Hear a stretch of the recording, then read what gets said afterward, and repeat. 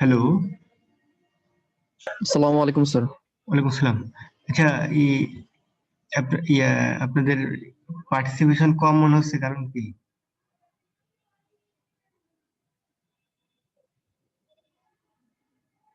আপনাদের কি অন্য কোর্সের সব ক্লাস শেষ? স্যার প্রায় শেষ স্যার, সবগুলাই স্যার। আচ্ছা, আমার এই স্ক্রিনটাতে কি দেখা যাচ্ছে? জি স্যার। ওকে, তাহলে দেখেন আমি শুরু করে দিই, তারপরে যারা আসবে আমি রেকর্ড করে রাখবো, যদি কারো লাগে পরে আমি আপনাদের সেন্ড করে দেবো। ওকে। জি স্যার। আপনাদের যে অ্যাসাইনমেন্টটা দিয়েছিলাম, এই পরবর্তীতে আপনাদের ওই সিআর আমার সাথে যোগাযোগ করলো যে স্যার দিয়ে রাখলে আমরা সমাধান করতে থাকবো, পরে আপনার ডেডলাইন অনুযায়ী পাঠিয়ে দেবো। তো সেক্ষেত্রে আমি ওখানে মেইনলি ২ টা প্রবলেম দিয়েছি অঙ্ক। তো ১ম যেটা ছিল ওই যে আপনাদের আগে কস্ট শিট পড়িয়েছি, ওই কস্ট শিট থেকে। এখন আরেকটা যে অঙ্ক আছে সেটা মেইনলি এই ব্রেক ইভেন পয়েন্ট থেকে আমরা সেট করেছি। তো এখানে আমি হয়তো আজকে এবং আরেকদিন আরেকটা লেকচার দিতে হবে আরকি, মানে আপনাদের এইটা কমপ্লিট করার জন্যে। তো ফার্স্টে দেখেন আমরা আগে একটু জেনে নিই যে ব্রেক ইভেন পয়েন্টটা কি আসলে। অ্যা এখানে যেমন বলা হচ্ছে যে break even is extremely important for decision making in various area. তো ব্রেক ইভেন পয়েন্ট মেইনলি হলো এটা, মানে ডিটারমাইন করতে হয় এই যে আমরা যে বিভিন্ন কস্ট ক্লাসিফিকেশন পড়িয়েছিলাম, সেখানে একটা আমাদের ছিল না যে বিহেভিয়ার অনুযায়ী কস্ট ৩ প্রকার ছিল। ফিক্সড কস্ট, ভেরিয়েবল কস্ট এবং সেমি ভেরিয়েবল কস্ট। তো দেখেন যে হ্যাঁ, ফিক্সড কস্টটা হলো একটা সার্টেন লিমিট অফ প্রোডাকশন পর্যন্ত ফিক্সড থাকে, বাট ওই লিমিটটা যখন ক্রস করে যায় তখন ওইটা আবার মানে চেঞ্জ হয়ে যাবে। বাট ভেরিয়েবল কস্ট কিন্তু অলওয়েজ ফিক্সড। ফিক্সড বলতে যে এটা হলো পার ইউনিট, মানে ইউনিট যত বাড়বে আপনার টোটাল কস্ট তত বাড়বে, বাট পার ইউনিটটা কিন্তু ফিক্সড। আর ফিক্সড কস্টটা হলো টোটালটা ফিক্সড, বাট পার ইউনিটটা ভেরি। যদি আপনার ইউনিট অফ প্রোডাকশন বাড়ে তাহলে পার ইউনিট কস্টটা কমে যায়, বাট ইউনিট প্রোডাকশন কম থাকলে আবার ফিক্সড কস্টটা হয় কি পার ইউনিট বেশি হয়। আর সেমি ভেরিয়েবল বলছিলাম যে আহ, ওই কস্টের মধ্যে কিছু ফিক্সড থাকবে, কিছু ভেরিয়েবল থাকবে, সেটাকে আমরা বলছিলাম সেমি ভেরিয়েবল কস্ট। যেমন এক্সাম্পল হিসেবে বলেছিলাম যে টেলিফোন বিল বা বিদ্যুৎ বিল, এরকম। এখন দেখেন ব্রেক ইভেন পয়েন্টের সংজ্ঞাটা এভাবে দেওয়া হচ্ছে যে এই break even point is a level of production where total cost are equal to total revenue. তার মানে আমাদের বিজনেস ডিসিশন মেকিং এর ক্ষেত্রে অনেক সময় জানা দরকার হবে, মেইনলি হলো একটা নতুন বিজনেস অথবা যদি বিজনেসটা যদি লসে থাকে, তখন এই ব্রেক ইভেন পয়েন্টের ডিসিশনটা আমাদের বেশি কার্যকরী হবে আর কি। মানে আপনি নতুন বিজনেস স্টার্ট করবেন তখন তো আপনার মেইনলি হয় কি বিজনেসে প্রফিট থাকে না, বা স্টার্টিং এ প্রফিট করা যায়ও না। তো সেক্ষেত্রে আপনি যখন চাইবেন যে আমার ব্রেক ইভেন পয়েন্টটা আসলে কত, ব্রেক ইভেন পয়েন্টটা কি আমরা যেটা এখানে শিখলাম যে ব্রেক ইভেন পয়েন্ট মানে এই যে point where there is no profit or no loss, that is total cost আর total revenue equal। এই যে বলা হচ্ছে যে those a break even point, break even level, there is neither profit nor loss। এখানে আরেকটা কথা বলা হচ্ছে যে production level below the break even point যদি হয় সেক্ষেত্রে আপনার কি হবে, লস হবে। ব্রেক ইভেন পয়েন্টে যদি কম আমরা প্রোডাকশন করি বা সেল করি, সেক্ষেত্রে আমাদের হবে কি লস। আর ব্রেক ইভেনের বেশি যদি আমরা প্রোডাকশন বা সেল করতে পারি, সেক্ষেত্রে আমাদের লাভ হবে। তো এটা একটু আমি এই চিত্রের মাধ্যমে দেখাই। এটা আমাদের এই মানে কস্ট ভলিউম প্রফিট অ্যানালাইসিসের একটা চার্ট আর কি। তো এইখানে দেখেন আমরা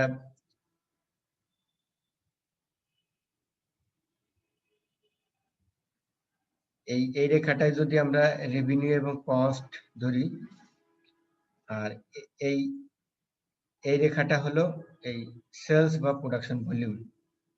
এখন আমরা বলছি যে নরমালি প্রোডাকশনের সাথে দুই রকমের কস্ট থাকে, আর সেমি ভেরিয়েবলটা থাকে, কিন্তু ওটা মানে যে কোনো একটার মধ্যেই পড়ে যাবে। তো দেখেন, ফার্স্ট হলো, এটা হলো ফিক্সড কস্ট।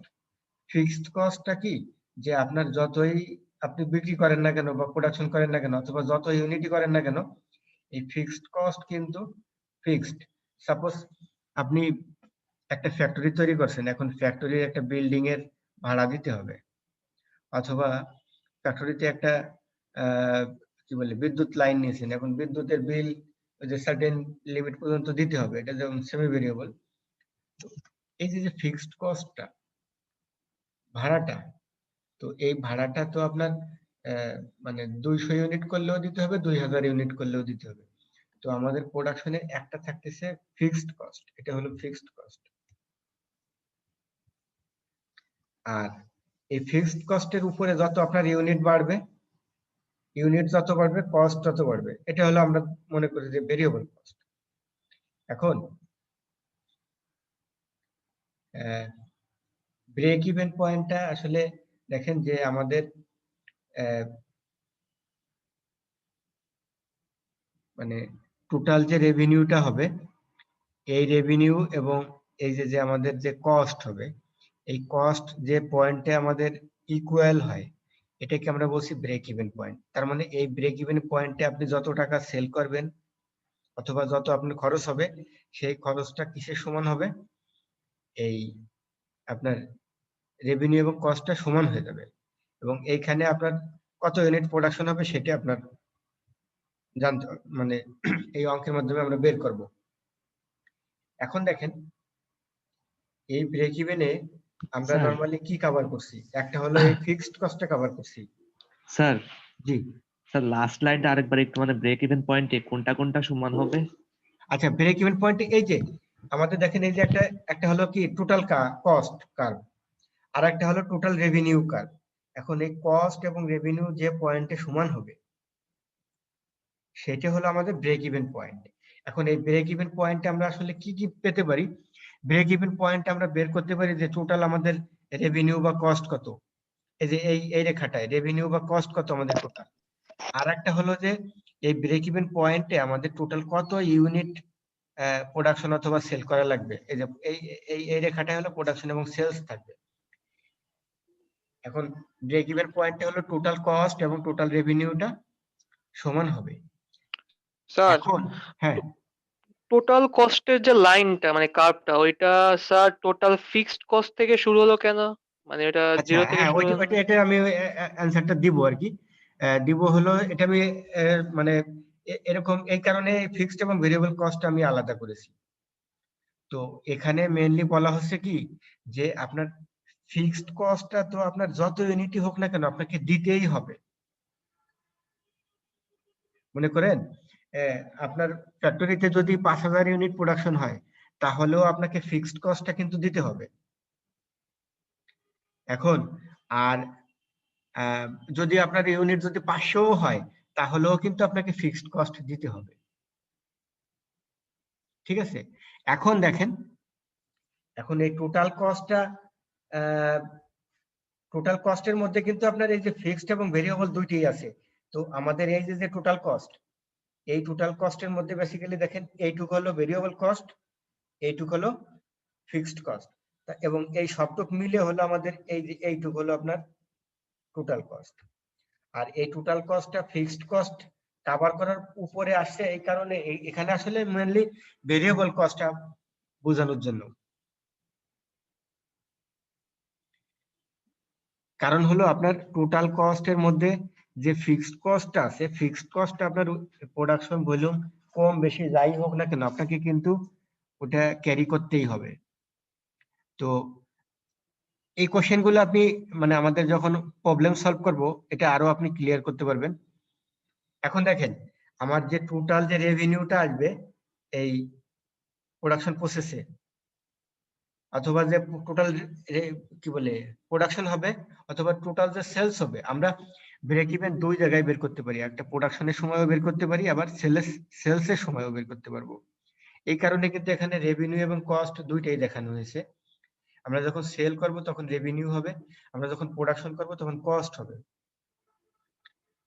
তো ব্রেক ইভেনে কিন্তু আপনার যে টোটাল যে রেভিনিউটা হলো, এই রেভিনিউটা টোটাল কস্টের সমান হবে। এখন এই কস্টের মধ্যে ইনক্লুডেড হলো ফিক্সড কস্ট এবং ভেরিয়েবল কস্ট। এইবার দেখি আমরা যে ব্রেক ইভেন পয়েন্ট বের করার সূত্র আমরা বের করি, দেখি আর কি। স্যার হ্যাঁ স্যার এই গ্রাফে রেভিনিউ এবং কস্ট আর এদিকে প্রোডাকশন এবং সেল ভলিউম, স্যার এই চারটা কি একই গ্রাফে চারটাই ভেরিয়েবল না হিসেবে না না আছে না, স্যার? চারটে না, ওই যে আমি এই জন্য বললাম যে যখন আমরা ব্রেক ইভেন দুইটা সিচুয়েশনে বের করতে পারি। একটা হলো আমরা প্রোডাকশনের জন্য বের করতে পারি, হ্যাঁ, তার মানে কি আপনি সাপোজ আপনি ফ্যাক্টরিতে আপনি ডিসিশন মেকিং করবেন, মানে প্রোডাকশনের ক্ষেত্রে, মানে কত ইউনিট প্রোডাকশন করলে আপনার খরচটা উঠে আসবে।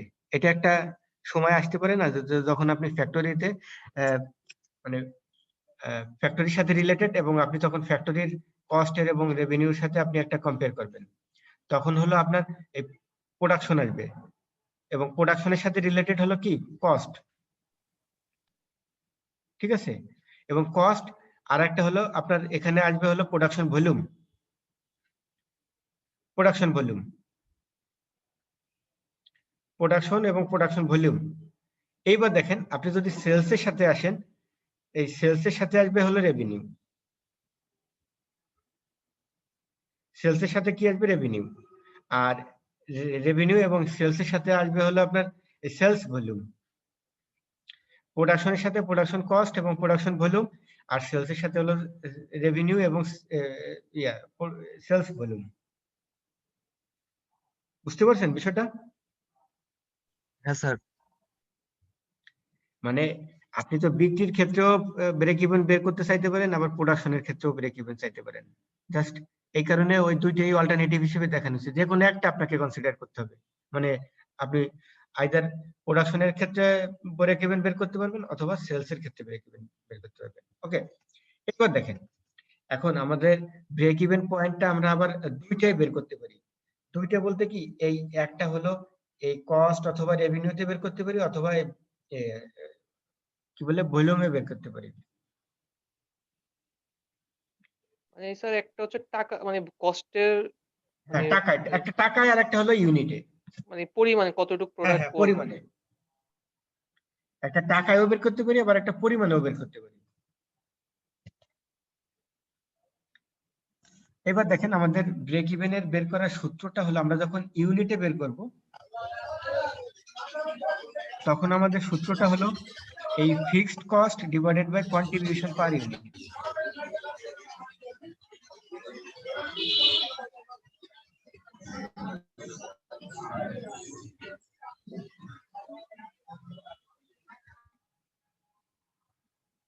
দেখেন ব্রেক ইভেন পয়েন্টটা আমরা একটা ক্ষেত্রে বের করতে পারবো যখন ইউনিটে বের করব। তো ইউনিটে বের করার সূত্রটা হলো fixed cost divided by contribution per unit.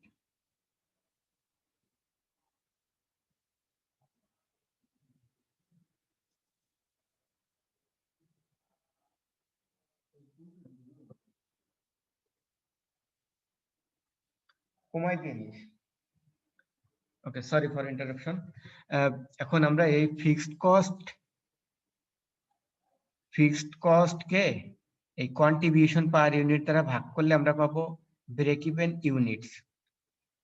এখন আপনি যদি প্রশ্ন করেন যে কন্ট্রিবিউশন পার ইউনিটটা কি, কন্ট্রিবিউশন পার ইউনিটটা হলো আমাদের সেলিং প্রাইস থেকে এই ভেরিয়েবল কস্টটা মাইনাস করলে যেটা পাবো সেটা হলো কন্ট্রিবিউশন, আর পার ইউনিট সেলিং প্রাইস কে per unit variable cost minus করলে আমরা পাবো কন্ট্রিবিউশন পার ইউনিট। স্যার আরেকবার কাইন্ডলি বলবেন? ওকে, মানে আমরা এই ব্রেক ইভেন ইউনিটে বের করতে গেলে, মানে আমরা কত ইউনিটে ব্রেক ইভেন পয়েন্ট আসবে আমাদের, সেটা বের করতে গেলে আমাদের যে ফিক্সড কস্টটা থাকবে সেই ফিক্সড কস্টকে ভাগ দেবো কন্ট্রিবিউশন পার ইউনিট দ্বারা, এখন আমি বলছি যে কন্ট্রিবিউশন পার ইউনিট বলতে আমরা কি বুঝি? Contribution per unit that is per unit selling price, এটা হলো সেলিং প্রাইস, মাইনাস হলো variable cost per unit. Variable cost এই যে আমি যেমন দেখিয়েছিলাম না, যে একটা হলো ফিক্সড কস্ট, একটা ভেরিয়েবল কস্ট।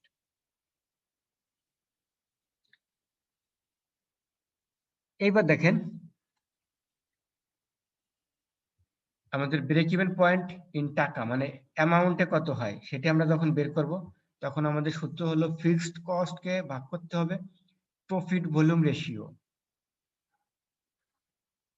এই প্রফিট ভলিউম রেশিওটা আবার কি? প্রফিট ভলিউম রেশিওটা হলো আবার এই আমাদের সেলিং প্রাইস, হ্যাঁ, সেলিং প্রাইস ডিভাইডেড বাই এই যে আমাদের যে কন্ট্রিবিউশন পার ইউনিট আসতেছে এটা কন্ট্রিবিউশন। এই কন্ট্রিবিউশন এটা আমরা যখন একটা রেশিও বের হবে, এই রেশিওটা আমাদের এই ফিক্সড কস্ট কে রেশিও দ্বারা ভাগ দিলে আমরা যেটা পাবো সেটা হলো আমাদের ব্রেক ইভেন পয়েন্ট ইন টাকা। ওকে, এতক্ষণ আমি যে কথাগুলো বললাম এটা আপনাদের কারোর কনফিউশন হবে, কারোর কনফিউশনটা কম থাকবে, বাট এখন আমি যে বলেন। যে প্রফিট ভলিউম রেশিওতে যে সেলিং প্রাইস উপরে ছিল এটা কি পার ইউনিটে না টোটাল হ্যাঁ, সেলিং? এখন এটা হচ্ছে আমাদের যদি পার ইউনিট লাগে পার ইউনিটও করতে পারবো, আবার টোটাল থাকলে টোটালও করতে পারবো। নরমালি পার ইউনিটই আমরা বের করি, বুঝতে পারছেন? স্যার যদি এই টোটালটা যখন বের হবে তখন কন্ট্রিবিউশন পার ইউনিটটাও কি টোটালটার জন্য হবে? হ্যাঁ হ্যাঁ হ্যাঁ, এটা এটা দেখেন আমি এই যে এখন অঙ্ক দেখাবো আপনাদেরকে, অঙ্ক দেখালেই কিন্তু এটা আপনি ক্লিয়ার হবেন। এখন দেখেন আরেকটু আলোচনা করি, আমাদের ব্রেক ইভেন পয়েন্টের কিছু অ্যাজাম্পশন আছে। অ্যাজাম্পশন মানে কি? আমরা যে বলতেছি যে মানে কত ইউনিট প্রোডাকশন করলে বা কত ইউনিট সেলস করলে আমরা ব্রেক ইভেন পাবো, কিন্তু এই ব্রেক ইভেনটা তো আসলে আমরা যেমন প্রথমে বলেছিলাম যে ফিক্সড কস্টের সাথে রিলেটেড এবং ভেরিয়েবল কস্টের সাথে রিলেটেড। তো আমরা সেখানে যেমন বলেছিলাম যে ফিক্সড কস্ট একটা সার্টেন লিমিট পর্যন্ত ফিক্সড থাকে, বাট ওই লিমিটটা ক্লোজ করে গেলে তখন আর ওই ফিক্সড কস্ট কভার করে না। তো এরকম আমাদের আরো কিছু এই ব্রেক ইভেন কনসেপ্টে কিছু অ্যাজাম্পশনস আছে। এই অ্যাজাম্পশনস গুলো হলো কি? ফার্স্টে দেখেন production and sales are the same, which means that as much as is produced is sold out. তার মানে আপনি যতটুকু প্রোডাকশন করবেন ততটুকু সেলস করতে হবে আপনাকে। মানে আপনি যখন প্রোডাকশনের সময় ব্রেক ইভেন বের করবেন, তাহলে প্রোডাকশনের একটা সেলিং প্রাইস ধরবেন, তো তাহলে ওই ওই প্রোডাকশনটা যদি সব সেল না হয় তাহলে তো আপনার কিছু ইউনিট যদি থেকে যায় তাহলে তো আপনি ব্রেক ইভেন পাবেন না। তো এটা একটা অ্যাজাম্পশন। সেকেন্ড অ্যাজাম্পশন হলো এই যে fixed cost remain same irrespective of production volume, মানে একটা certain limit of production volume পর্যন্ত আমাদের ফিক্সড কস্টটা সেম থাকবে, বাট ওই লিমিটটা ক্রস করে গেলে কিন্তু আর সেম থাকে না, এই কথাটাই বলা হচ্ছে। তারপরে বলা হচ্ছে variable cost varies with the production, it changes in the same production that of the production. Variable cost per unit মানে আমাদের এখানে যেটা বলতে চাচ্ছে যে ভেরিয়েবল কস্টটা পার ইউনিটটা সেম থাকতে হবে, মানে আপনার যত ইউনিট প্রোডাকশন বাড়বে তত কস্ট সেই অনুপাতে বাড়বে। এটা হলো ভেরিয়েবল কস্টের কথা বলা হচ্ছে। আর selling price per unit remain same, তাহলে আমাদের কয়টা কন্ডিশন? 4টা। সেলিং প্রাইসটা সেম থাকবে, ভেরিয়েবল কস্টটা সেম থাকবে এবং প্রোডাকশন টোটাল কস্টটা সেম থাকতে হবে। আর একটা হলো আমাদের যত ইউনিট প্রোডাকশন হবে তত ইউনিটের সেল করতে হবে। স্যার মানে কথা হচ্ছে এই ব্রেক ইভেন পয়েন্টে মানে প্র্যাকটিক্যালি মানে এটা কি বোঝায়, মানে আমরা এটা প্র্যাকটিক্যালি আচ্ছা, ইম্পর্টেন্স প্র্যাকটিক্যালি আমি বলি আপনাকে, বেশ কয়েকটা এক্সাম্পল দিব, সেই এক্সাম্পল থেকে আপনি বুঝতে পারবেন যে ব্রেক ইভেনটা কেন আপনার দরকার। আপনি কি একটু পরে জয়েন করছেন নাকি? জি স্যার। একটু কি পরে জয়েন করছেন?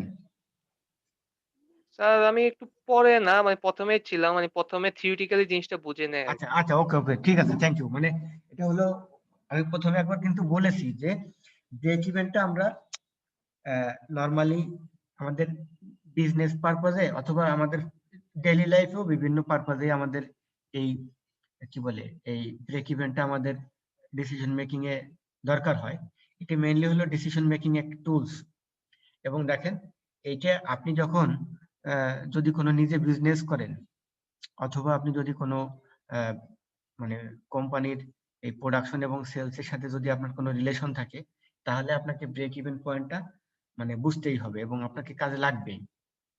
এখন ব্রেক ইভেন পয়েন্ট এটা দেখবেন আপনার বিভিন্ন লোক কিন্তু অনেক সময় যারা বিশেষ করে বিজনেসের সাথে রিলেটেড তারা কিন্তু বলা বলি করে যে আমাদের ইয়া মানে দোকানে দোকানে যখন যান কোনো প্রোডাক্ট কিনতে অনেক সময় দেখবেন দরাদরির এক পর্যায়ে দোকানদার বলে না যে ঠিক আছে নিয়ে যান, কোন রকম খালি বিক্রি করলাম আপনার কাছে, আমার কোনো লাভ নাই, হ্যাঁ জি স্যার। বলে না এরকম?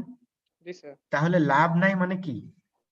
তার ওই ওই যে সেলটা করলো আপনার কাছে তার শুধু ফিক্সড কস্টটা উঠবে এবং তারা অনেক সময় এটাও বলে যে আমাদের দোকান ভাড়া আছে, কর্মচারীর বেতন আছে, এই কারণে বলে যে বিক্রি করলে আমরা কিছু টাকা পেলে ওই কর্মচারীদের বেতন দিতে পারবো, বাড়ি ভাড়া দিতে পারবো।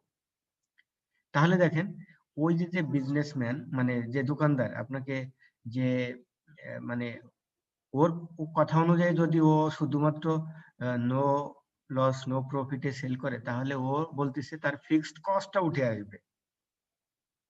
ফিক্সড কস্ট বলতে কি, ও তার ওই যে যেমন বিদ্যুৎ বিল, বাড়ি ভাড়া, তারপরে কর্মচারীর বেতন, এখন এটা কিন্তু তার উঠে আসবে ওই সেলস থেকে। আর সে লাভ করতে চাইলে কিন্তু তাকে আরো বেশি দামে বিক্রি করতে হতো। তো এই যে আপনার মনে করেন যে যে বিক্রিটা হলো এই বিক্রিটার মধ্যে তার যে একটা ফিক্সড কস্ট আছে। এখন এই ফিক্সড কস্টের পরে হলো ওই শার্টটা বা আপনার কাছে যে প্রোডাক্টটা সেল করলো তার একটা পার ইউনিট একটা দাম আছে, সেই দামটা এই দুটো কভার করে হলো আপনার এই ব্রেক ইভেনটা আসবে। আমি আগে যে চিত্রটা দেখিয়েছি আপনাদের, জি স্যার এবার বুঝতে পারছি। এবার আমি আরো একটু ক্লিয়ার করি আপনার বিষয়টা হলো যে ধরেন আচ্ছা একটু একটু আমি একটু ভাবি তারপরে বলতেছি, মানে যেটা বললে আপনারা সহজে বুঝতে পারবেন।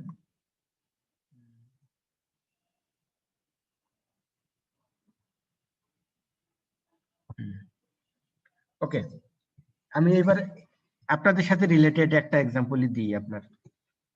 সাপোজ আপনারা স্যার মানে জি স্যার বিদ্যুৎ বিল কিভাবে স্যার ফিক্সড কস্ট হয় স্যার? এটা স্যার আচ্ছা, ভেরি করতে পারে না? বিদ্যুৎ বিলটা হলো ওই যে ওটা সেমি ভেরিয়েবল কস্ট হয়। আপনি যদি বিদ্যুৎ বিলটা জি স্যার। দেখেন যে একটা নির্দিষ্ট লিমিট পর্যন্ত আপনার যে মিনিমাম চার্জ আছে, তাহলে মিনিমাম চার্জটা কিন্তু ফিক্সড। জি স্যার।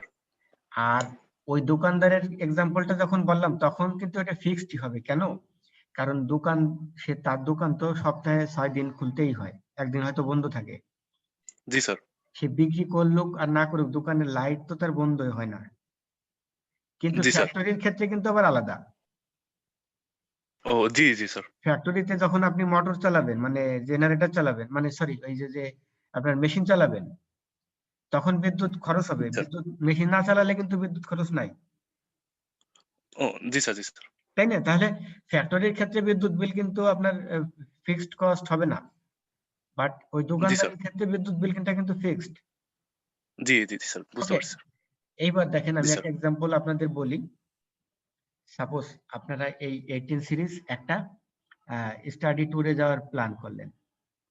এখন ট্যুরে যাওয়ার যে প্ল্যান করছেন এই প্ল্যানের মধ্যে দেখেন আপনার এই ফিক্সড কস্ট কি থাকবে ট্যুরে যাওয়ার সময়? আপনার বাস ভাড়া, বাস ভাড়াটা কিন্তু ফিক্সড কস্ট। তারপরে স্যার হোটেল ভাড়া। হ্যাঁ, হোটেল ভাড়াটাও ফিক্সড কস্ট হতে পারে যদি আপনি টোটালে চিন্তা করেন যে আমাদের ব্যাচে সাপোজ 100 জন স্টুডেন্ট ট্যুরে যাবে, 100 জনের জন্য যদি আপনি ফিক্সড মানে হোটেল ভাড়াটা নিয়ে নেন তাহলে ওটা ফিক্সড হবে। বাট যদি চিন্তা করেন যে যে কজন যাবে সেই কয়টা বেড আমি নেব তাহলে আবার ভেরিয়েবল কস্ট। আমি জাস্ট বলি যে বাস ভাড়াটাই মনে করেন ফিক্সড, কারণ আপনি হয়তো যে সাপোজ 2টা বাস ভাড়া নেবেন, এখন 2টা বাসে দেখেন যে 100 জন গেলেও যে খরচ হবে 120 জন গেলেও কিন্তু একই খরচ, 80 জন গেলেও একই খরচ। তো এখন আপনার এখন প্ল্যান হলো যে আমার এই বাস ভাড়াটা কভার করতে গেলে কমপক্ষে কত লোক আমার সাথে গেলে আমি এই ট্যুরের খরচটা মানে কভার করাতে পারবো। তো এই বাস ভাড়াটা কিন্তু ফিক্সড কস্ট। এখন আপনার টোটাল যে টাকাটা কালেকশন হবে এটা হলো মনে করেন টোটাল আমার টাকা কালেকশন। এরপরে আমাদের যখন ট্যুরে যাব তখন আমাদের পার মিল একটা খরচ থাকবে, হোটেল ভাড়া থাকবে বা আদার্স যে খরচগুলো থাকবে, এটা হলো আমাদের ভেরিয়েবল কস্ট। তাহলে দেখেন এই যে ফিক্সড কস্টটা কভার করতে গেলে আপনার মিনিমাম কতজন যাওয়া লাগবে, এটি আমরা যখন বের করতে চাইবো তখন কিন্তু আমরা এই ব্রেক ইভেনের সাহায্য নিতে পারি। ইভেন আপনারা যদি কোনো এই যে হোস্টেলে বা হলে বা থাকার সময় যদি কোনো এই অনুষ্ঠানের আয়োজন করেন, সেক্ষেত্রেও যদি খাওয়া দাওয়ার খরচের হিসেব করার জন্য চিন্তা করেন যে আমার এই খরচটা মানে মিনিমামে রাখতে গেলে আমার কতজন লোক এখানে অ্যাটেন্ড করতে হবে, এরকম ক্ষেত্রেও আপনি ব্রেক ইভেন বের করতে পারবেন। ওকে, এটা গেল আমি জাস্ট কয়েকটা এক্সাম্পল সিচুয়েশন বললাম। এখন আমি বলি যে আমরা আমাদের মানে ধরেন বিজনেস লাইফে বা কর্পোরেট লাইফে আমরা কিভাবে ডিসিশন মেকিংটা আমাদের হেল্প করবে। নরমালি এখন মনে করেন একটা কোম্পানি খুব ভালো প্রফিট করে, অনেক বেশি সেল করে, ওর কিন্তু ব্রেক ইভেন চিন্তা করার কোনো দরকারই নাই। দরকার আছে বলেন? না স্যার। কারণ কি? কারণ তার এই ব্রেক ইভেন চিন্তা করারও কোনো দরকার নাই, কারণ তার যে প্রোডাকশন এবং সেলস ব্রেক ইভেনের অনেক উঁচুতে আছে। ব্রেক ইভেনটা নরমালি আমাদের মানে একটা ম্যাটার অফ কনসার্ন হয় কখন, যখন মানে বিজনেসটা যদি নিউ হয়, নতুন বিজনেস যদি হয়, আবার বিজনেসটা যদি কোনো রকম টিম করে চলে, মানে কোনো রকমের নিবু নিবু করে চলে, মানে যে অত বেশি লোকজন বা ব্যবসাপাতি নাই, অথবা ব্যবসা যদি লসে থাকে। দেখেন তিনটে সিচুয়েশন আমি বলছি, নতুন বিজনেসটা একটা লস সিচুয়েশন আছে, অথবা বিজনেস কোন রকমের চলে, মানে লাভ লস খুব বেশি হয় না। ইন দ্যাট কেস এই ব্রেক ইভেন পয়েন্টটা আপনার তখনই হলো আপনার ডিসিশন মেকিং এ হেল্প করবে।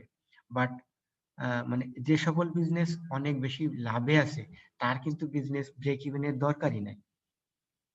মানে দরকার নাই বলতে কি, তার এটা চিন্তা করা লাগে না।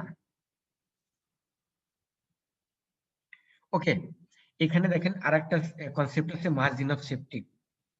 আমরা এখানে বলে আসছিলাম যে প্রোডাকশন লেভেল যদি বিলো ব্রেক ইভেন হয় তখন সেটাকে আমরা বলি লস সিচুয়েশন, আর এই অ্যাবাভ ব্রেক ইভেন পয়েন্ট আমরা তখন বলছিলাম প্রফিট হয়।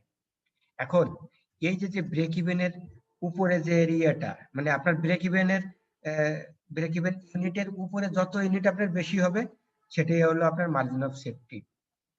মার্জিন অফ সেফটি মানে হলো মানে কোন সিচুয়েশনে আপনার কোনো লস হওয়ার চান্স নাই, সেই সিচুয়েশনটাকে আমরা বলছি মার্জিন অফ সেফটি।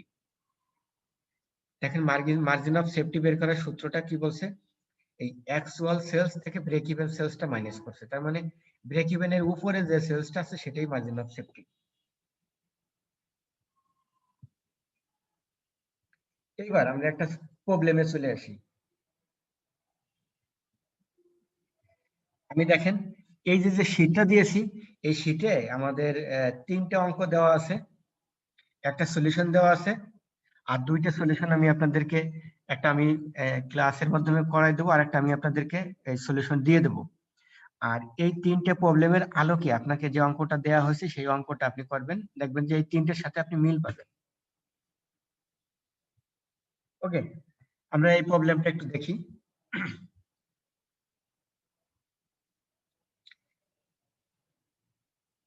দেখেন, a company budget for a production of 1,50,000 units. The variable cost per unit টাকা 14 and fixed cost per unit, এটা আবার ফিক্সড কস্ট পার ইউনিট বলছে, নরমালি ফিক্সড কস্টটা টোটালে হয়। ওকে, টোটালটাকে আমরা ইউনিট দ্বারা ভাগ করলে আমরা পার ইউনিট পাইছি, এটা মানে দোষের কিছু না। ওকে, the company fixes the selling price to fetch a profit of 15% on cost, মানে এই কোম্পানির প্রফিট আর্নিং মানে করার যে ইচ্ছা সেটা হলো কস্টের উপরে 15%। এখন দেখেন আমাদের এই অঙ্কেতে কি চেয়েছে, what is the break even point. দেখেন আমরা ব্রেক ইভেন পয়েন্টের সূত্র শিখছিলাম কি, এটা আমরা সলিউশনটা দেখি। Fixed cost divided by contribution per unit. এখন দেখেন আমাদের এই অঙ্কে ফিক্সড কস্টটা কি বলছে, যে ফিক্সড কস্ট পার ইউনিট হলো 2 টাকা। তাহলে আমাদের এই 2 টাকা মাল্টিপ্লাইড বাই টোটাল আমাদের প্রোডাকশন হলো 1,50,000 ইউনিটস। তাহলে আমাদের টোটাল ফিক্সড কস্ট কত? 3 লাখ আমরা পেয়ে গেছি। এখন কন্ট্রিবিউশন পার ইউনিট, আমরা কন্ট্রিবিউশন পার ইউনিট বলছিলাম যে পার ইউনিট সেলিং প্রাইস মাইনাস হলো ভেরিয়েবল কস্ট। ওকে, এখন দেখেন পার ইউনিট সেলিং প্রাইসটা কি আমাদের দেওয়া আছে? আমাদের পার ইউনিট ভেরিয়েবল কস্ট আছে 14 টাকা। প্রফিটটা কিন্তু আমাদের দেওয়া নাই, দেখেন। স্যার কস্টের উপর 15% প্রফিট, ওটা থেকে হ্যাঁ, এখন এটা আমরা এই যে দেখি কিভাবে ক্যালকুলেশন করছি। এই যে সেলিং প্রাইসটা ক্যালকুলেশন করছি, দেখেন total cost plus 50% on production profit on cost. এখন টোটাল কস্ট বলতে কি বুঝাচ্ছে? এই variable cost plus fixed cost. তাহলে দেখেন আমাদের টোটাল কস্ট আসলে হলো 16 টাকা, আর প্রফিটটা হলো এই 16 টাকার উপরে 15%। তাহলে এটা আরো 2 টাকা মানে 40 পয়সা যোগ হবে। তাহলে আমাদের টোটাল সেলিং প্রাইস কত? 18 টাকা 40 পয়সা। তাহলে আমাদের দেখেন সূত্র অনুযায়ী selling price minus variable cost, তাহলে আমরা পেয়ে গেলাম কন্ট্রিবিউশন। এই যে এটা কিন্তু আমাদের এক্সট্রা ক্যালকুলেশন করা লাগবে, এটা আমাদের নোটস। এই কন্ট্রিবিউশন পার ইউনিট ক্যালকুলেশন করার জন্য আমাদের এই নোটটা লাগবে। স্যার সেলিং প্রাইস যেটা, এটা পার ইউনিটে নিছেন না? হ্যাঁ হ্যাঁ, পার ইউনিটই দেখেন। এই যে আমাদের টোটাল কস্টটা তো পার ইউনিট, এবং এই প্রফিটটাও কিন্তু পার ইউনিটের উপরই ক্যালকুলেশন করছে, যার কারণে টোটাল সেলিং প্রাইসটা পার ইউনিটই বেরোছে। এই যে পার ইউনিট। ওকে, কার কনফিউশন আছে কোনো? দেখেন এই ফিক্সড কস্টকে যখন আমরা কন্ট্রিবিউশন বলতে কি, যে কন্ট্রিবিউশনটা কিন্তু কোনো লাভ না আসলে, এটা হলো সেলিং প্রাইস থেকে আমরা শুধু ভেরিয়েবল কস্টটা মাইনাস করছি। তাহলে আমাদের ফিক্সড কস্টটা কিন্তু নাই। তাহলে দেখেন এই যে আমাদের ফিক্সড কস্ট বাকি যে 3 লাখ টাকা রয়ে গেল, এই 3 লাখ টাকা ফিক্সড কস্ট কভার করতে গেলে আমাদের টোটাল এই 68,182 ইউনিট প্রোডাকশন করতে হবে অথবা সেল করতে হবে।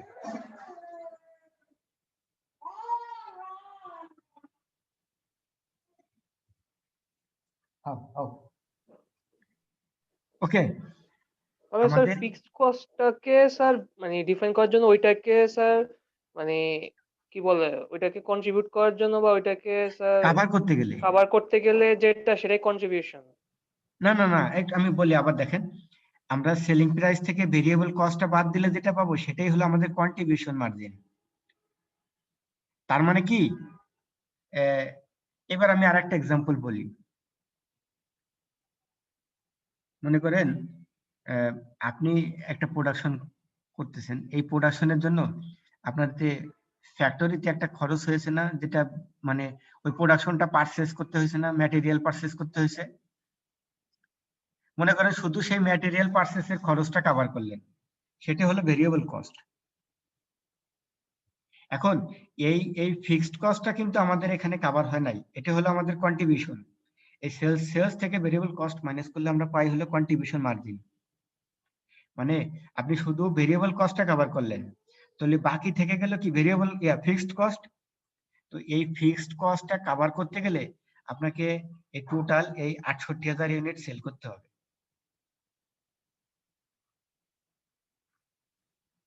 আমি আরো একটু ক্লিয়ার করি আপনাদেরকে। আমরা এই প্রবলেমটা মানে দেখাচ্ছি হলো টোটাল 1,50,000 ইউনিটের জন্য।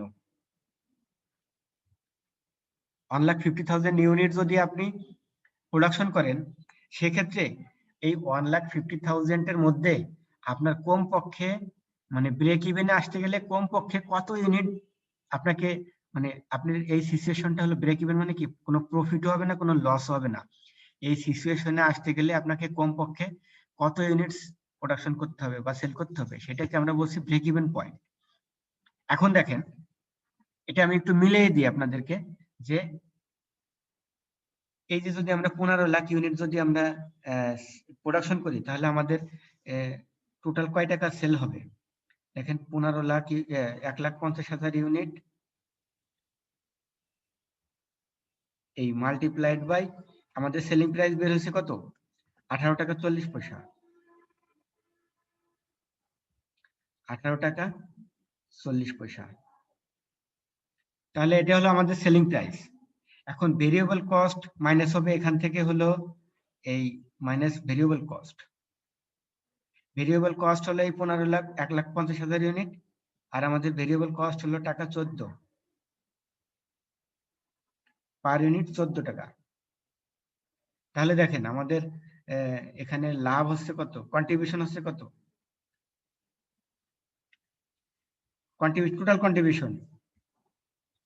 কন্ট্রিবিউশন হলো আমি একটু জাস্ট ক্যালকুলেটরে করছি, এটা 1,50,000 ইউনিট মাল্টিপ্লাইড বাই 18.40, 27,60,000 মাইনাস হলো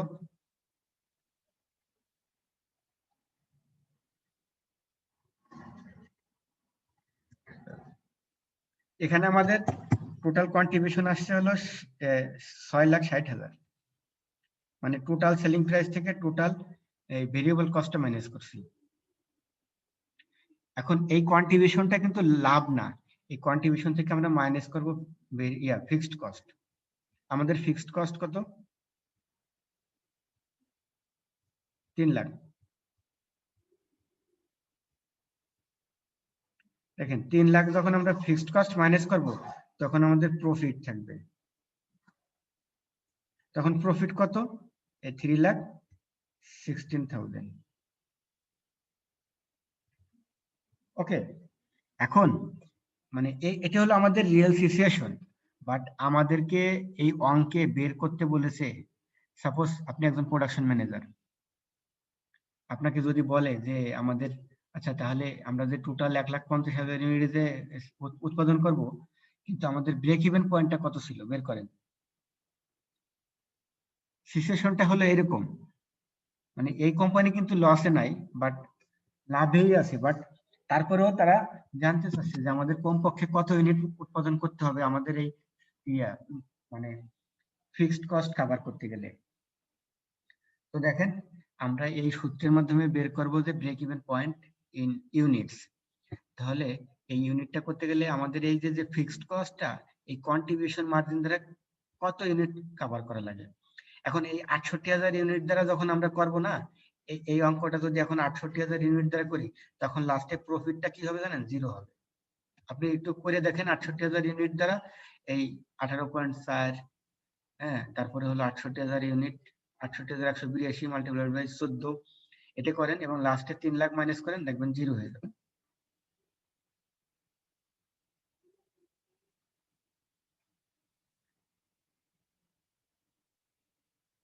এখন বলেন কনফিউশন আছে কিনা? না স্যার।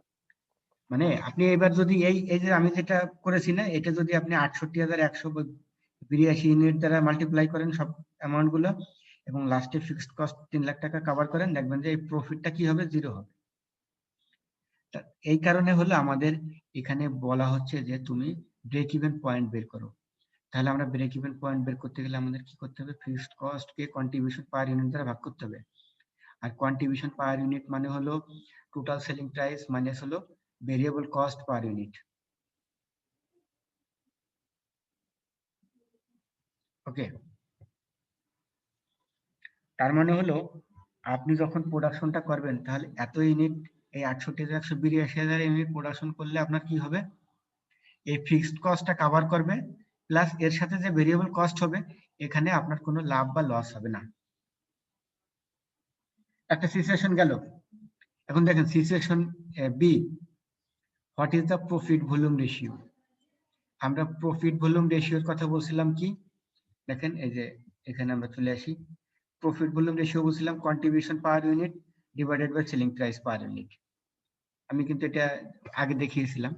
তাহলে আমাদের কন্ট্রিবিউশন পার ইউনিট কিন্তু জানা আছে, এই যে 4 টাকা 40 পয়সা। এটাকে মাল্টিপ্লাই ডিভাইড করব কি দিয়া? Selling price per unit. আমাদের সেলিং প্রাইস হলো 18। কন্ট্রিবিউশন কি উপরে থাকবে? হ্যাঁ, কন্ট্রিবিউশন উপরে।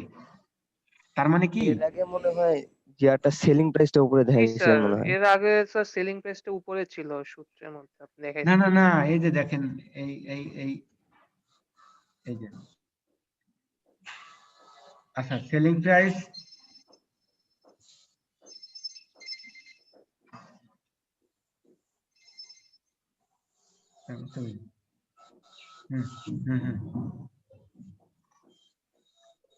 ক্লাস আছে বল। ঠিক আছে,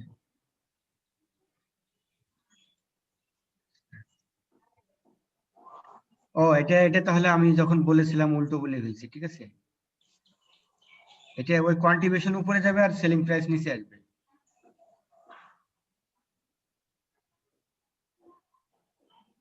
তার মানে কি আপনার ওই এই যে সেলিং প্রাইস, এই সেলিং প্রাইসের মধ্যে মানে প্রফিট ভলিউম রেশিও কতটুকু, যার কারণে আপনার ওই কন্ট্রিবিউশন পার্টটা কিন্তু একটা প্রফিটের পার্ট, বুঝছেন। এই যে দেখেন আমাদের এই অঙ্কটা যেটা আমরা কন্ট্রিবিউশন বের করছিলাম 6,60,000, এখান থেকে যখন ভেরিয়েবল কস্টটা মাইনাস করছি তখন আমরা কিন্তু প্রফিট পেয়ে গেছি। তার মানে এই কন্ট্রিবিউশনের মধ্যে প্রফিটের একটা পার্ট কিন্তু আমাদের রয়ে গেছে। এখন এই সূত্রের মাধ্যমে আমরা ওই রেশিওটা বের করব যে আমাদের এই প্রফিট ভলিউম রেশিওটা। তো প্রফিট ভলিউম রেশিওটা বের করতে গেলে আমাদের কি করতে হবে, contribution per unit divided by selling price per unit multiplied by 100। তাহলে আপনি পার্সেন্টেজটা পেয়ে গেলেন। তার মানে কি আমরা যদি ব্রেক ইভেন আগে বের করছিলাম ইউনিট, না এখানে তো আমরা ইউনিট বের করছি। এখন যদি আমরা ব্রেক ইভেন টাকায় বের করতাম তাহলে আমরা কি করতাম, ওই ফিক্সড কস্ট ডিভাইডেড বাই ওই যে profit volume ratio. Profit volume ratio মানে কি, তখন ওই যে 3 লাখ টাকাকে ওই কত 23.91% দ্বারা ভাগ দিলে কিন্তু আমরা পেয়ে যেতাম ব্রেক ইভেন।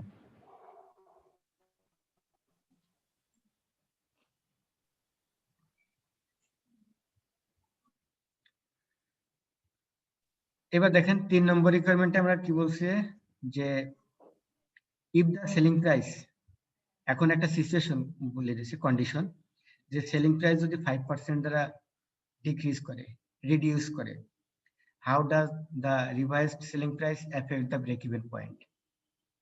আমরা আগে কিছু শর্ত বলছিলাম না, যে সেলিং প্রাইসটা ফিক্সড থাকবে, ভেরিয়েবল কস্টটা ঠিক থাকবে, তারপরে টোটাল ফিক্সড কস্টটা মানে সার্টেন লিমিট পর্যন্ত ফিক্সড থাকবে। কিন্তু এখন একটা সিচুয়েশন বলে দিছে যে আমাদের যদি সেলিং প্রাইস 5% দ্বারা মানে 5% রিডিউস করে তাহলে আমাদের ব্রেক ইভেনে কি প্রভাব পড়বে এবং প্রফিট ভলিউম রেশিওতে কি প্রভাব পড়বে। তাহলে দেখেন আমাদের সেলিং প্রাইস কত ছিল, আমাদের সেলিং প্রাইস ছিল হলো 18 টাকা 40 পয়সা। এখন এখান থেকে আমরা 5% মাইনাস করে দিলাম, মানে রিডিউস করে দিলাম, তাহলে আমাদের রিডিউসিং প্রাইসিং কত, রিডিউসিং সেলিং প্রাইস হলো 17.48।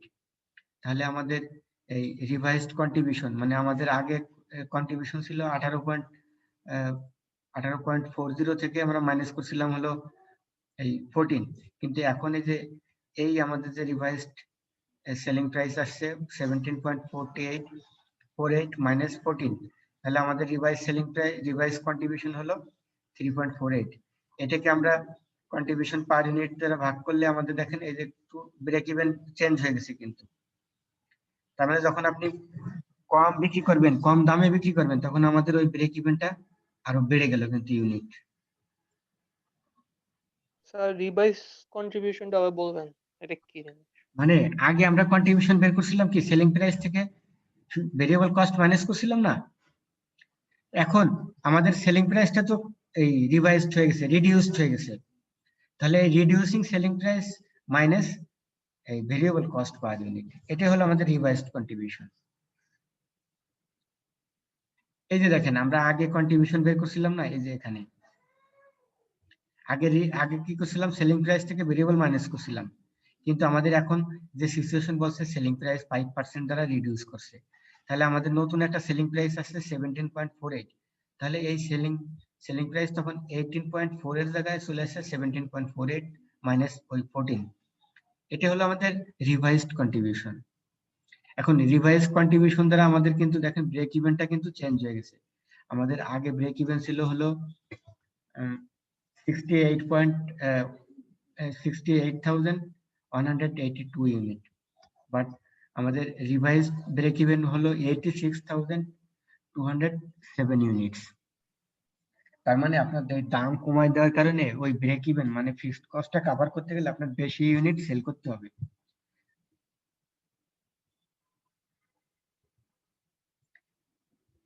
এবার দেখেন আরেকটা সিচুয়েশন দেখাই, এই সিচুয়েশন ডি।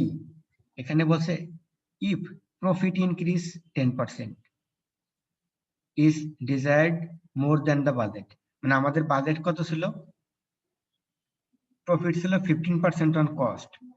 এখন আমাদের বলা হচ্ছে এই প্রফিটটা আরো 10% দ্বারা বৃদ্ধি পাবে। তখন কি হচ্ছে, what should be the sales at the reducing price. তো এইটা দেখেন আমরা কি সলিউশন দেখাই। আমাদের এই যে ডিজায়ার্ড প্রফিট, আমাদের আগের প্রফিটটা ছিল হলো 2 টাকা 40 পয়সা, এই 2 টাকা 40 পয়সাকে আমরা আবার 10% দ্বারা ইনক্রিজ করলাম, তাহলে আমাদের ডিজায়ার প্রফিটটা হলো কি 2 টাকা 64 পয়সা। তাহলে আমাদের টোটাল ডিজায়ার প্রফিট কত,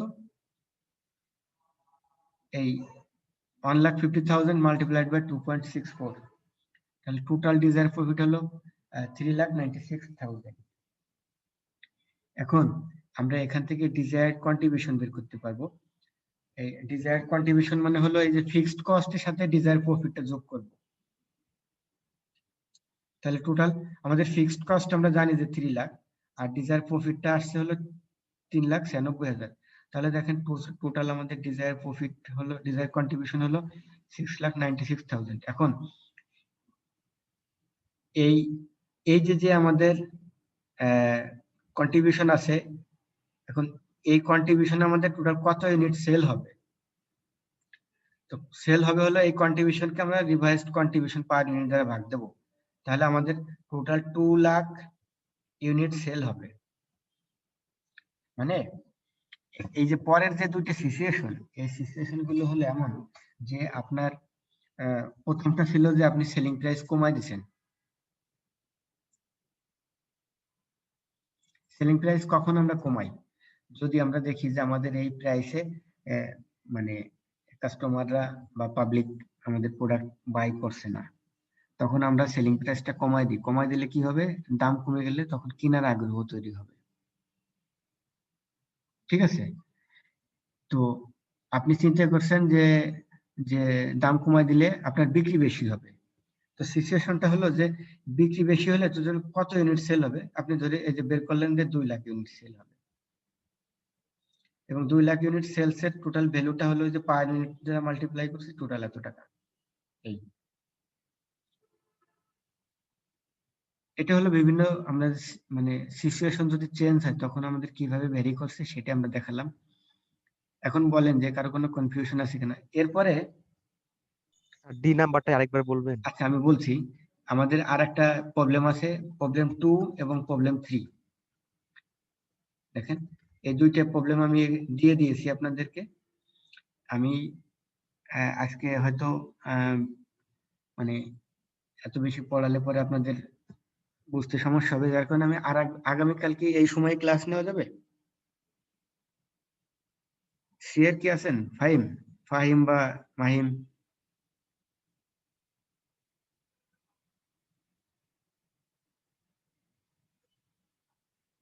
ওকে, আমি আপনাদের সিয়ারের সাথে কথা বলে দেখি যে কালকে আবার এই টাইমে যদি ক্লাস নেওয়া যায় তাহলে কালকে এই ক্লাসটা নিয়ে শেষ করে দেব।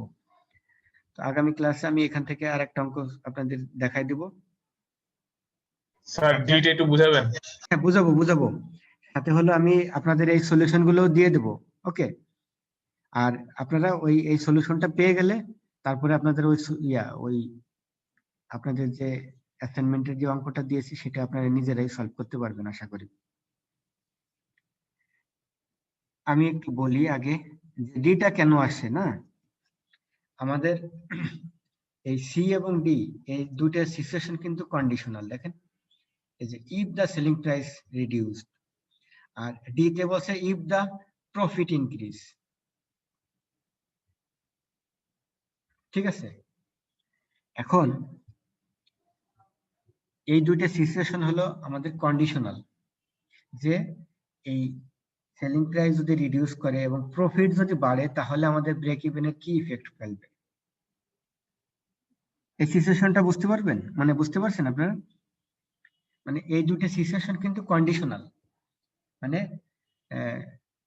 যদি সিচুয়েশন এরকম ডিমান্ড করে যে আমাদের সেলিং প্রাইস কমায় দাও, প্রফিট বাড়ায় দাও, এরকম যদি সিচুয়েশন হয় তাহলে কি হবে। তো আমাদের ডি নম্বর রিকোয়ারমেন্টে ছিল যে প্রফিট যদি 10% ইনক্রিজ করে। এখন এখানে একটা কনফিউশন তৈরি হতে পারে, একটু এটা আমি আগে ক্লিয়ার করি। আমাদের আগে অঙ্কে ছিল প্রফিটটা হলো কস্টের উপরে 15%। এখন আমাদের আগে কস্ট ছিল হলো 16 টাকা, ওই যে ভেরিয়েবল কস্ট এবং ফিক্সড কস্ট এই দুটো যোগ করে আমরা 16 টাকার উপরে এর সাথে হলো 15% বের করছিলাম। এই 15% অফ 16 কস্ট। এখন আমাদের তখন আমাদের প্রফিট আসছিল হলো 2 টাকা 40 পয়সা, নাকি 2 টাকা,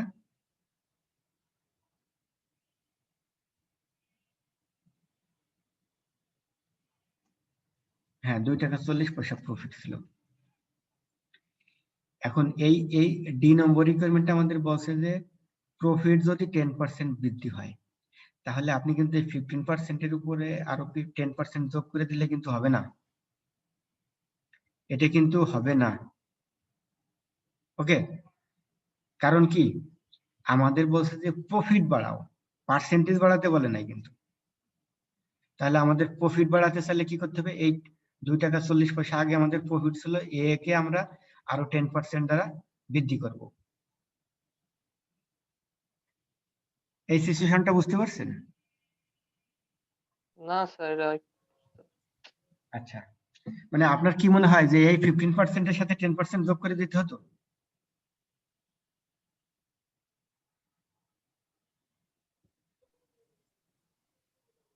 এই কনফিউশনটা আপনি যদি একটু ক্লিয়ার করেন তাহলে আরো ভালো হয় উত্তর দিতে আর কি। কনফিউজ। ওকে, আমি একটু বলি, দেখেন মানে আমাদের অঙ্কে বলছে যে প্রফিট যদি 10% ইনক্রিজ করে, হ্যাঁ মানে আমাদের ডিজায়ার প্রফিট কি করবে, 10% ইনক্রিজ করবে।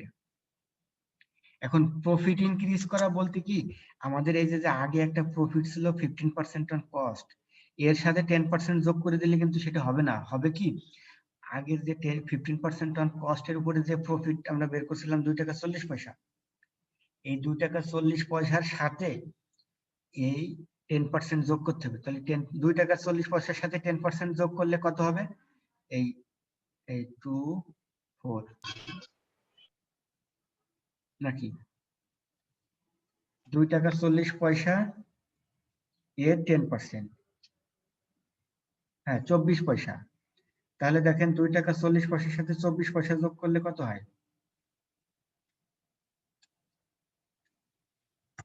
2 টাকা 64 পয়সা। 2 টাকা 64 পয়সা। তাহলে আমার ডিজায়ার প্রফিট কত হলো, 2 টাকা 64 পয়সা। এইটা কি বুঝতে পারছেন?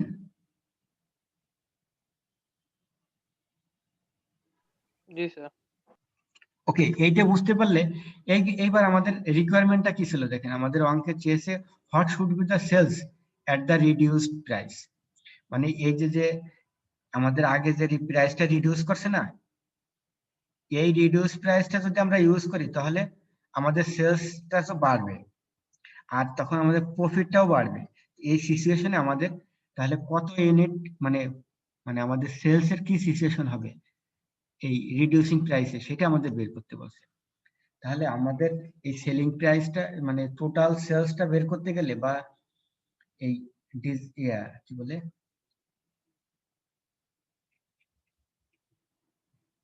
আমাদের অঙ্কে শেষে কিন্তু এই কোয়ান্টিটি টু বি সোল্ড এবং এই কোয়ান্টিটির সাথে এটার ভলিউমটা এটা বের করতে চাইছি। এখন দেখেন আমরা একটু মানে এখানে আসলে সমাধানটা মানে স্টেপ বাই স্টেপ না বুঝতে পারলে একটু প্রবলেম হবে। তাহলে আমাদের এই কন্ট্রিবিউশন টু বি সোল্ড এটা বের করতে গেলে এই টোটাল কন্ট্রিবিউশনকে এই রিভাইজড কন্ট্রিবিউশন পার ইউনিট দ্বারা ভাগ করতে হবে। এখন আমাদের টোটাল কন্ট্রিবিউশনটা কিন্তু রিভাইজড আসছে। টোটাল কন্ট্রিবিউশন কিন্তু আগে আমাদের ছিল হলো এই যে আমাদের যে অঙ্কটা ছিল দেখেন, এই অঙ্কটায় টোটাল কন্ট্রিবিউশন ছিল 6,60,000, কিন্তু আমাদের এই অঙ্কটায় এই কন্ট্রিবিউশনটা বের করতে হচ্ছে আমাদের একটু আলাদাভাবে বলতে কি এই যে ডিজায়ার্ড কন্ট্রিবিউশন, এই ডিজায়ার্ড কন্ট্রিবিউশনের মধ্যে একটা হলো ডিজায়ার প্রফিট আছে আর টোটাল ফিক্সড কস্ট আছে। ফিক্সড কস্ট অলওয়েজ আমাদের 3 লাখ, আর এই ডিজায়ার প্রফিটটা কিভাবে আমরা বের করলাম সেটা আমাদের একটু দেখি। ফার্স্টে আমাদের ডিজায়ার প্রফিট বাড়ছে এবং বেড়ে 2 টাকা 60 পয়সা আসছে। তাহলে ডিজায়ার প্রফিটটাকে আমরা টোটাল ইউনিট দ্বারা ভাগ করলে আমাদের টোটাল মানে ডিজায়ার প্রফিট হলো 3,96,000। তাহলে আমাদের টোটাল কন্ট্রিবিউশন হলো ডিজায়ার কন্ট্রিবিউশন হলো এই টোটাল ডিজায়ার প্রফিটের সাথে টোটাল ফিক্সড কস্টটা যোগ করব। তাহলে আমাদের টোটাল মানে আমরা এই মানে আমরা যে প্রফিট বাড়াতে চাচ্ছি সেই অনুযায়ী এই প্রফিট বাড়াতে চাইলে আমাদের সেখানে আমাদের টোটাল কন্ট্রিবিউশন হবে হলো 6,96,000। এখন এই 6,96,000 বের করতে যে আমাদের কি করতে হয়েছে, ডিজায়ার প্রফিটটা বের করতে হচ্ছে। এখন ডিজায়ার প্রফিটটা বের করছি আমরা কিভাবে, ওই যে সেলিং প্রাইস প্রফিট বাড়ছে 10% দ্বারা, এই যে বাড়ার পরে যে আমাদের টোটাল যে মানে প্রফিটটা যে বাড়লো, আগে যেমন দেখেন 2 টাকা 40 পয়সা ছিল, সেখান থেকে 2 টাকা 64 পয়সা হলো কি জন্য, এই যে 10% বৃদ্ধি পেয়েছে। এখন বৃদ্ধি পাওয়ার কারণে আমাদের টোটাল ডিজায়ার প্রফিট আসছে হলো 3,96,000। এখন এই 3,96,000 এবং এই ফিক্সড কস্ট এটা মানে আমরা যদি যেটা পাবো সেটা হলো আমাদের টোটাল ডিজায়ার কন্ট্রিবিউশন। এখন এই টোটাল ডিজায়ার কন্ট্রিবিউশনটা কভার করতে গেলে আমাদের টোটাল কত ইউনিট সেল করতে হবে, ওই রিডিউস প্রাইসে 2 লাখ ইউনিট, এবং এই 2 লাখ ইউনিটের সেলস ভ্যালু কত, ওই রিডিউসিং সেলিং প্রাইসে এই 34,96,000। এখন দেখেন আমি একটু বলি, আমি একটা মানে আরেকটা ক্যালকুলেশন করে একটু আপনাদের দেখাই যে আসলে এই অঙ্কটা আসলে কি চেয়েছিল। আমরা যেমন আগে ডিজায়ার্ড কন্ট্রিবিউশন এরকম হলে কেন স্যার? স্যার ডিজায়ার্ড কন্ট্রিবিউশনটা এরকম হলে কেন, total desired profits plus total fixed cost? Okay, এখন কন্ট্রিবিউশনে কি কি থাকে সেটা একটু আগে ক্লিয়ার করি আমি, তাহলে আপনার আরো কনসেপ্ট মানে ভালো আসবে। আমরা দেখেন সেলিং প্রাইস থেকে ভেরিয়েবল কস্ট যখন মাইনাস করছি সেটাকে আমরা কি বলছি, কন্ট্রিবিউশন, তাই না? কন্ট্রিবিউশন থেকে মাইনাস করছিলাম ফিক্সড কস্ট, তাহলে আমরা কি পেয়েছিলাম, প্রফিট।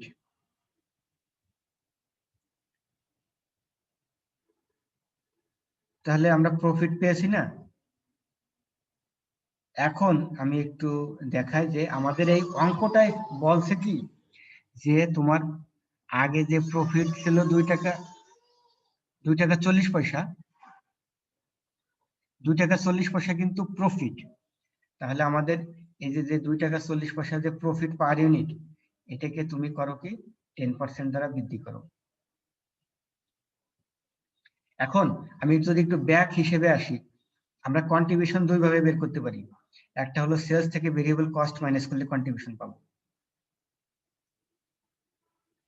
আর একটা যদি আমরা এই নিচ থেকে আসি, এই প্রফিটের সাথে ফিক্সড কস্ট যদি যোগ করি তাহলে আমরা কন্ট্রিবিউশন পাবো। পাবো কিনা বলেন? জি স্যার, জি স্যার।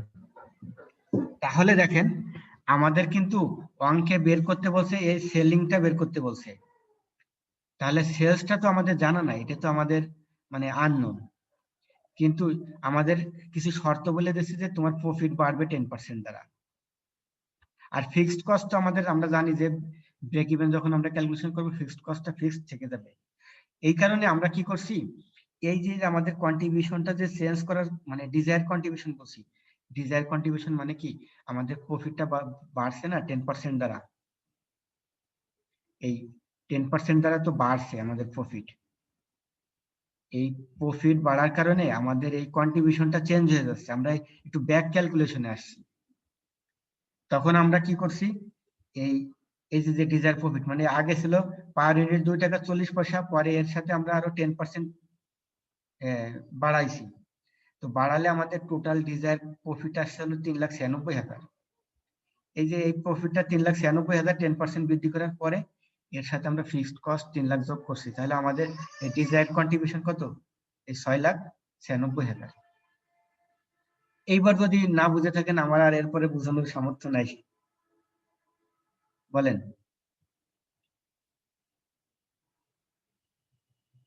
মানে আমরা জি স্যার, মোটামুটি বুঝছি স্যার। মোটামুটি বলতে কি আপনি আরো একটু ক্লিয়ার, মানে অঙ্কগুলো দেখতে থাকেন, ক্লিয়ার হবে। মানে জি স্যার, একটু পড়তে হবে জাস্ট নিজে হচ্ছে নিজে। কি মানে ব্যাক ক্যালকুলেশন, তাই তো? মানে ওইটা হচ্ছে আমরা সিচুয়েশনটা হলো কি, আপনি এই সি নম্বর পর্যন্ত ধরেন বুঝে আসছেন, মানে ডি নম্বর রিকোয়ারমেন্টটা কিন্তু সি নম্বর পর্যন্ত যদি আপনি বুঝে থাকেন, তারপরে হলো ডি নম্বর। এখন সিচুয়েশনটা জি হলো স্যার। আমাদের ডি নম্বরে চেয়েছে কি, যে আমাদের প্রফিট যদি বাড়ে, প্রফিট যদি বাড়ে তাহলে আমাদের এই সেলস এর উপর কি ইফেক্ট পড়বে, তো তাই না? সেলস তো বাড়াইতে হবে। হ্যাঁ, ইয়েস, এই যে সেলস যে বাড়বে, সেই সেলসটা কতটুক বাড়বে এবং কত টাকা দ্বারা বাড়বে সেটা আমাদের বের করতে হবে। তাহলে দেখেন, আমরা আমরা ব্রেক ইভেনের সূত্র আমরা জানছি কি, যে সেলস মাইনাস ভেরিয়েবল কস্ট, কিন্তু আমাদের তো সেলিং প্রাইসটা এখানে জানা নাই। আমাদের বলে দিয়েছে কি তোমার প্রফিট বাড়ছে 10% দ্বারা। তাহলে আমরা এই প্রফিট 10% যদি বাড়াই, তাহলে আমাদের প্রফিট কতটুকু বাড়লো দেখেন, 3,96,000 টাকা। আমাদের এই 1,50,000 ইউনিট যে সিচুয়েশন, আমরা এখানে একটু আগে আসি। আমরা প্রথমে এখানে লাভ করছিলাম কত, 3,60,000 না, 3,60,000 কিন্তু। আর আমাদের এই পরিবর্তিত সিচুয়েশনে আমাদের ডিজায়ার প্রফিট আসছে কত, ওই যে প্রফিট 10% দ্বারা বাড়ার কারণে আমাদের ডিজায়ার প্রফিট আসছে 3,96,000। তার মানে এই যে কিছু অ্যামাউন্ট বাড়লো না, এই কিছু অ্যামাউন্ট বাড়ার কারণে আমাদের ডিজায়ার প্রফিট আগে ছিল 6,60,000, এখন কত আসছে দেখেন, 6,96,000। এটাই আমরা ক্যালকুলেশন করছি ডিজায়ার কন্ট্রিবিউশন। এখন এই ডিজায়ার কন্ট্রিবিউশনের মধ্যে একটা থাকে হলো ফিক্সড কস্ট, আর একটা হলো ডিজায়ার প্রফিট থাকে। তাহলে প্রফিটটা তো আমাদের আগে ছিল 3,60,000, এখন হয়েছে 3,96,000, আর ফিক্সড কস্ট তো ফিক্সড থাকবে। তাহলে আমাদের এই টোটাল এই কন্ট্রিবিউশনটা কভার করতে গেলে আমাদের টোটাল কত ইউনিট সেল করতে হবে, 2 লাখ ইউনিট। তো 2 লাখ ইউনিটের এই যে মানে রিডিউসিং প্রাইসে 2 লাখ ইউনিটের সেলিং প্রাইস কত, 34,96,000। এইবার একটু আমি যদি আরেকটু আমাদের একটু মিলে দেখাই, যদি আমি 34,96,000, এটা হলো আমাদের টোটাল সেলিং প্রাইস। দেখেন আমি একটু মিলাই দিই আপনাদের, দাঁড়ান দেখি আমি একটু আগে।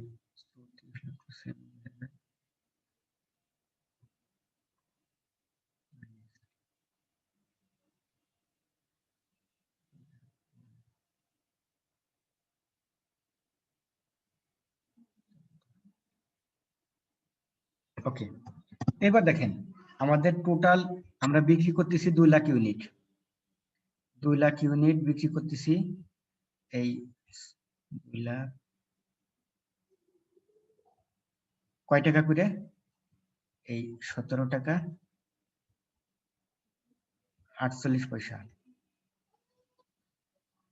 তাহলে আমাদের টোটাল সেলিং প্রাইস কত আসছে, 34,96,000। এবার এটা হলো সেলিং প্রাইস। এবার আমরা ভেরিয়েবল কস্টটা ম্যানেজ করি। ভেরিয়েবল কস্ট হলো যে আমাদের এই 2 লাখ ইউনিট, এই মাল্টিপ্লাইড বাই কত হবে বলেন তো, 14। তাহলে দেখেন এটা আসবে হলো 2,28,00,000।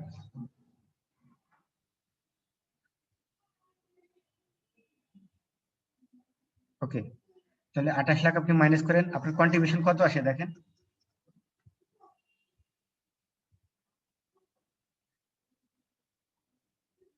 6,96,000 আসছে।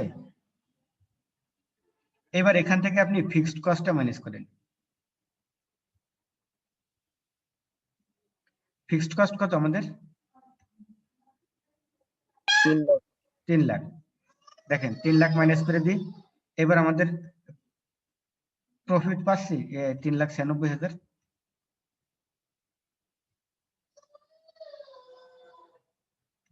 এই দেখেন বুঝতে পারছেন কিনা যে আমাদের যখন প্রফিট 10% বৃদ্ধি পাইছে তখন আমাদের টোটাল সেল কত হবে? 34,96,000। এবং সেই সিচুয়েশন অনুযায়ী কিন্তু আমি আপনাদেরকে এটা মানে কি বলে রিকনসাইল করে দিলাম, মানে মিলিয়ে দিলাম। মানে এই যে ডি নম্বরের যে রিকোয়ারমেন্ট ছিল যে প্রফিট যদি 10% বাড়ে আর আমাদের সেলিং প্রাইসটা যদি আমরা রিডিউসিং সেলিং প্রাইস করি তাহলে আমাদের সেলিং প্রাইস টোটাল কোয়ান্টিটি কত বিক্রি করতে হবে? 2 লাখ। আর সেল ভ্যালু কত হবে? 34,96,000। এই ছিল মানে আমাদের ওই কন্ডিশনের রিকোয়ারমেন্ট, সরি ওই কন্ডিশন অনুযায়ী আমাদের অঙ্কের রিকোয়ারমেন্ট এবং সেটার সলিউশন। আর আমি এগুলো হলো আপনাদের জাস্ট বোঝানোর জন্য আমি দেখালাম যে আসলে কিভাবে এটা মিলতেছে।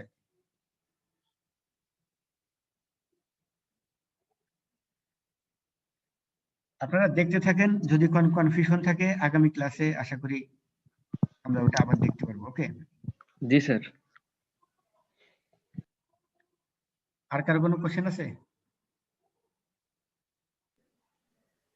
স্যার একটা ছোট্ট কোশ্চেন ছিল স্যার, মানে গত লেকচারের সম্পর্কে আর কি। হ্যাঁ হ্যাঁ স্যার ওই ইনার কলাম আর আউটার কলামের এন্ট্রিটা স্যার, মানে যোগফলগুলো সবগুলো স্যার আউটার কলামে আর ভেতরের যোগফলগুলো ইনার কলামে এভাবে লিখবো, মানে ওই হ্যাঁ কস্ট হ্যাঁ। শিটে। এই যে দেখেন, এই যে আমরা এই অঙ্কটা যেমন করেছি, জি স্যার। মানে ইনার কলাম আর আউটার কলামের মানে বেসিক ডিফারেন্সটা হলো কি যে আপনি যখন টোটাল দেখাবেন তখন দেখাবেন আউটার কলামে, আর যদি স্পেসিফিক্যালি পার্ট পার্ট দেখাতে চান, যেমন দেখেন আমরা এই যে এই আউটার কলামে এখানে নিয়ে এসেছি র মেটেরিয়াল ইউজ, তাহলে টোটাল র মেটেরিয়াল ইউজ এটা বের করতে গেলে আমাদের কি করতে হয়েছে? ওপেনিং স্টক যোগ পারচেজ মাইনাস রিটার্ন এর সাথে র মেটেরিয়াল ফ্রেট টোটাল, তাহলে আমরা এটা পেয়েছিলাম হলো টোটাল র মেটেরিয়াল অ্যাভেলেবেল, এর সাথে আমরা ক্লোজিং স্টকটা মাইনাস করছি। তাহলে এই সবগুলো যোগ বিয়োগ করে তো আমরা পেয়ে গেলাম হলো র মেটেরিয়াল ইউজড বা কনজাম্পশন। এটা আমরা আউটার কলামে নিয়ে আসলাম কারণ আমাদের র মেটেরিয়াল ইউজটা লাগবে। র মেটেরিয়াল ইউজড-এর সাথে আমরা যোগ করব হলো কি ডাইরেক্ট এক্সপেন্সেস। তো ডাইরেক্ট এক্সপেন্সেস কিন্তু আবার দেখেন দুই রকমের আছে, তাহলে আমরা যদি আলাদা আলাদা যোগ করতাম দুইটা আলাদা আলাদা, তাহলে কিন্তু ওটার সাথে আমরা কি করলাম? টোটাল ডাইরেক্ট এক্সপেন্সেসটা যোগ করে দিলাম। এটা করলে সুবিধা কি আমি আপনাদেরকে বলি একটু। সাপোজ আপনাকে যদি এখান থেকে জানতে চাওয়া হয় যে আচ্ছা টোটাল ডাইরেক্ট এক্সপেন্সেস কত, আপনি কত বলবেন? স্যার 50,000। 7,50,000। কিন্তু যদি আপনি এইখানে একবার 6,50,000 লিখতেন আবার এখানে 1 লাখ লিখতেন, তাহলে স্যার, আপনি জি কি স্যার। টোটাল ডাইরেক্ট এক্সপেন্সেসটা কি বলতে পারতেন? না স্যার, এটা জি স্যার, এটা পরিষ্কারভাবে বোঝার জন্য আর কি। হ্যাঁ, মানে এটা হলো কি আপনার আমরা সিগমেন্টটা আলাদা আলাদা দেখালাম এবং টোটালেও দেখালাম। সেক্ষেত্রে কিন্তু আপনি দেখেন দুইটা অ্যান্সারই করতে পারবেন। আপনাকে যদি বলে আচ্ছা টোটাল এক্সপেন্সেস কত, আপনি কিন্তু কোনো যোগ বিয়োগ পরবর্তীতে মানে অঙ্ক করার সময় তো আপনি যোগ বিয়োগ করবেন, কিন্তু অঙ্ক বলতে যে এই কস্ট শিট যদি আপনি রিয়েল লাইফে করেন আপনি টোটাল ডাইরেক্ট এক্সপেন্সেস বলে দেবেন একবারে যে 7,50,000। কিন্তু যদি আবার স্পেসিফিক্যালি যদি জিজ্ঞেস করে আচ্ছা ডাইরেক্ট লেবার খরচ কত, বলে দেবেন 6,50,000। আবার যদি আপনি ইনার কলাম আউটার কলাম না করেন তাহলে আপনাকে কি করতে হতো? ওই যদি কেউ জিজ্ঞেস করতো ডাইরেক্ট এক্সপেন্সেস কত, তাহলে আবার ওই ডাইরেক্ট এক্সপেন্সেস এর কলাম গুলো আপনাকে যোগ করে তারপরে বলতে হতো রো গুলো। জাস্ট এই কারণেই আমরা ইনার এবং আউটার কলাম ইউজ করব। ওকে, জি স্যার। আর কোনো আইটেমে যদি একটা একটা করে থাকে তাহলে তো আর ইনার কলাম আউটার কলাম নাই, একটাই হয়ে গেল। তখন স্যার একবারে যোগ হবে। এই অঙ্কে বেশিরভাগই দেখেন সবই কিন্তু আউটার কলামে চলে আসছে, কিন্তু আমরা আরেকটা অঙ্ক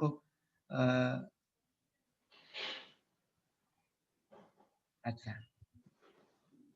এই যে অঙ্কটা আছে এই অঙ্কটা আবার কিন্তু আমরা ক্লাসে করাইছিলাম এই 2 নম্বর, এবং জি এখানে স্যার। কিন্তু দেখেন ইনার কলামেই বেশি ছিল কারণ একই জাতীয় অনেক খরচগুলো আমরা ইনার কলামে যোগ করে আউটার কলামে দেখাইছিলাম। স্যার ওই প্রাইম কস্ট ওয়ার্ক কস্ট গুলো আমরা আউটার কলামে দেখাতে পারি, মানে মেন যেগুলো হ্যাঁ আর হ্যাঁ, কি মেইন যোগফল। হেড গুলো তো আউটার কলামে দেখাবো। জি স্যার। তো ঠিক আছে, আমি সিআর এর সাথে কথা বলে আপনাদের ক্লাস শিডিউলটা জানাই দেবো। ওকে স্যার রেকর্ডিংটা স্যার দিলে ভালো হতো স্যার। হ্যাঁ, রেকর্ড আমি আজকে করে রাখছি, আমি আপনাদেরকে সিআর কে দিয়ে দেবো। স্যার বলেন। ফ্রেট অফ ম্যাটেরিয়ালস একবার বলতেন স্যার, ভুলে নাই স্যার। মানে আপনি র মেটেরিয়াল পারচেজ করছেন, পারচেজ করার পরে ওই র মেটেরিয়ালটা আপনি ফ্যাক্টরিতে নিয়ে আসছেন, বুঝতে পারছেন? র মেটেরিয়াল পারচেজ করে ওই র মেটেরিয়ালটা ফ্যাক্টরিতে নিয়ে আসতে গেলে যে খরচটা হয়েছে সেটা হলো ফ্রেট অফ মেটেরিয়ালস। ও জি স্যার। আর স্যার আর আরেকটা হলো সেলিং ফ্রেট আছে একটা, মানে আপনি যখন ফ্যাক্টরি থেকে প্রোডাকশন করার পরে এখন ধরেন আপনার সারা দেশে যে বিভিন্ন ডিস্ট্রিক্টে যে ডিপো আছে বা সেলিং ইউনিট আছে সেখানে পৌঁছে দেবেন বা কাস্টমারের বাসায় পৌঁছে দেবেন, সেজন্য যে খরচ সেটা হলো সেলিং এক্সপেন্সেস চলে যাবে, সেটা তখন আবার যাবে সেলিং এক্সপেন্সেস। হ্যাঁ, আরেকটা কি বলছেন? ইনওয়ার্ড আউটওয়ার্ড স্যার ওটা। ওই তো ফ্রেট ইনওয়ার্ডটা হলো যে এই ম্যাটেরিয়ালের সাথে ফ্রেট অফ ম্যাটেরিয়ালস, মানে আপনি যখন পণ্য, আমি একটু বলি মানে টোটালে বলি যে ফ্রেট মানে হলো পণ্য পরিবহন ব্যয়, ফ্রেট এক্সপেন্সেস, ঠিক আছে? এখন ইনওয়ার্ড যদি হয়, ইনওয়ার্ড মানে হলো আমরা যখন ওই ম্যাটেরিয়াল পারচেজ করে গুদামে নিয়ে আসছি তখন যেটা হয়েছে ইনওয়ার্ড, মানে আপনার কাছে মালামালটা আসার জন্য যে খরচটা হলো ইনওয়ার্ড। আর আউটওয়ার্ড মানে হলো আপনার গুদাম থেকে, মানে গুদাম বা ফ্যাক্টরি থেকে যখন কাস্টমারের কাছে গেল তখন সেটা, কাস্টমারের কাছে যখন যেতে গেলে যে খরচটা হবে সেটা হলো সেলিং এন্ড ডিস্ট্রিবিউশন এক্সপেন্সেসে যাবে, আর ইনওয়ার্ডটা যাবে হলো র মেটেরিয়ালের সাথে যাবে। এই